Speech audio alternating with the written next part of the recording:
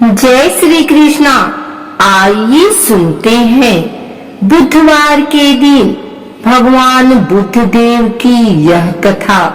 समतापुर नगर में मधुसूदन नामक एक व्यक्ति रहता था।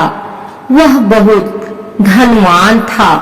मधुसूदन का विवाह बलरामपुर नगर की सुंदर लड़की संगीता से हुआ था। एक बार मधुसूदन अपनी पत्नी को लेने बुधवार के दिन बलरामपुर गया। मधुसूदन ने पत्नी के माता पिता से संगीता को विदा कराने के लिए कहा। माता पिता बोले, बेटा आज बुधवार है, बुधवार को किसी भी शुभ कार्य के लिए यात्रा नहीं करते। लेकिन मधुसूदन नहीं माना। उसने ऐसी शुभ अशुभ की बातों को न मानने की बात कही। दोनों ने बैलगाड़ी से यात्रा प्रारंभ की। 2 कोस की यात्रा के बाद उसकी गाड़ी का एक पहिया टूट गया। वहां से दोनों ने पैदल ही यात्रा शुरू की। रास्ते में संगीता को प्यास लगी। मधुसूदन उसे एक पेड़ के नीचे बैठाकर जल लेने चला गया। थोड़ी देर बाद जब मधुसूदन कहीं से जल लेकर वापस आया तो वह बुरी तरह हैरान हो उठा, क्योंकि उसकी पत्नी के पास उसकी ही शक्ल सूरत का एक दूसरा व्यक्ति बैठा था। संगीता भी मधुसूदन को देखकर हैरान रह गई। वह दोनों में कोई अंतर नहीं कर पाई। मधुसूदन ने उस व्यक्ति से पूछा, तुम कौन हो और मेरी पत्नी के साथ क्यों बैठे हो? मधुसूदन की बात सुनकर उस व्यक्ति ने कहा, अरे भाई, यह मेरी पत्नी संगीता है। मैं अपनी पत्नी को ससुराल से विदा करा कर लाया हूँ। लेकिन तुम कौन हो जो मुझसे ऐसा प्रश्न कर रहे हो? मधुसूदन ने कहा, तुम जरूर कोई चोर या ठग हो। यह मेरी पत्नी संगीता है।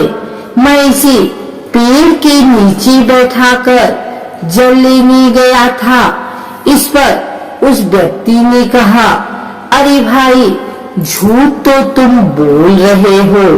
संगीता को प्यास लगने पर जल लेने तो मैं गया था। मैंने तो जल लाकर अपनी पत्नी को पिला भी दिया। अब तुम चुपचाप यहाँ से चलते बनो, नहीं तो किसी सिपाही को बुलाकर तुम्हें पकड़वा दूंगा। दोनों एक दूसरे से लड़ने लगे। उन्हें लड़ते देख बहुत से लोग वहाँ एकत्र हो गए। नगर के कुछ सिपाही भी वहाँ आ गए। सिपाही उन दोनों को पकड़कर राजा के पास ले गए। सारी कहानी सुनकर राजा भी कोई निर्णय नहीं कर पाया। संगीता भी उन दोनों में से अपने वास्तविक पति को कहीं नहीं पहचान पा रही थी। राजा ने दोनों को कारागार में डाल देने के लिए कहा। राजा के फैसले पर असली मधुसूदन भयभीत हो उठा।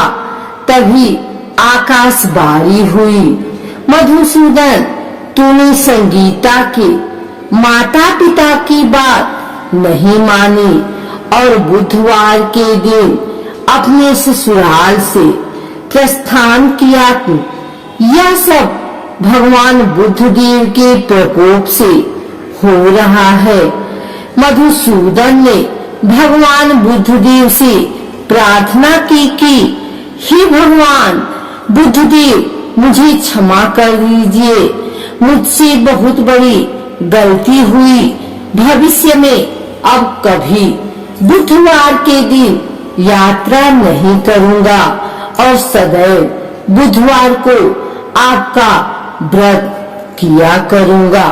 मधुसूदन के प्रार्थना करने से भगवान बुद्धदेव ने उसे क्षमा कर दिया। तभी दूसरा व्यक्ति राजा के सामने से गायब हो गया। राजा और दूसरे लोग इस चमत्कार को देख हैरान हो गए। भगवान बुद्धदेव की इस अनुकंपा से राजा ने मधुसूदन और उसकी पत्नी को सम्मान पूर्वक विदा किया। कुछ दूर चलने पर रास्ते में उन्हें बैलगाड़ी मिल गई। बैलगाड़ी का टूटा हुआ पहिया भी जुड़ा हुआ था। दोनों उसमें बैठकर समतापुर की ओर चल दिए। मधुसूदन और उसकी पत्नी संगीता दोनों बुधवार का व्रत करते हुए आनंद पूर्वक जीवन यापन करने लगे। इस तरह भगवान बुद्धदेव की कृपा से उनके यहाँ खुशियाँ बरसने लगी। इस तरह जो स्त्री पुरुष विधिवत बुधवार का व्रत करके व्रत सुनती है, भगवान बुद्धदेव उनकी सभी मनोकामना पूर्ण करते हैं। आइए सुनते हैं बुधवार पूजन विधि। पौराणिक मान्यता के अनुसार बुधवार के व्रत का आरंभ विशाखा नक्षत्र युक्त बुधवार को करना चाहिए और इसके बाद लगातार 7 बुधवार तक व्रत करना चाहिए। व्रत शुरू करने से पहले गणेश जी सहित 9 ग्रह पूजन करना भी जरूरी माना जाता है। व्रत के दौरान में भागवत महापुराण का पाठ भी करवाया जा सकता है। इसके अलावा शुक्ल पक्ष के पहले बुधवार से भी बुधवार का व्रत करना शुभ माना जाता है। प्रातः काल उठें, नित्य क्रिया से निपटने के पश्चात स्नान आदि से स्वच्छ होकर भगवान बुद्ध की पूजा करनी चाहिए। व्रती हरे रंग की माला या वस्त्रों का प्रयोग करे तो उत्तम रहता है। यदि पूजा के लिए भगवान बुद्ध की प्रतिमा न मिले तो भगवान शिव शंकर की प्रतिमा के निकट भी पूजा की जा सकती है। दिन भर के व्रत के पश्चात शाम को भी पूजा करनी चाहिए और केवल एक समय भोजन करना चाहिए।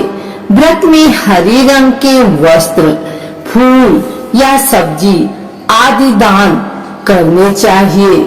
इस दिन एक समय दही, मूंग दाल का हलवा या फिर हरी वस्तु से बनी चीजों का सेवन करना चाहिए। कहते विधि विधान से अगर इस व्रत को किया जाए तो जीवन में सुख शांति रहती है और घर धन धान्य से भरे रहते हैं। माता लक्ष्मी भी व्रती की मनोकामनाएं पूर्ण करती हैं।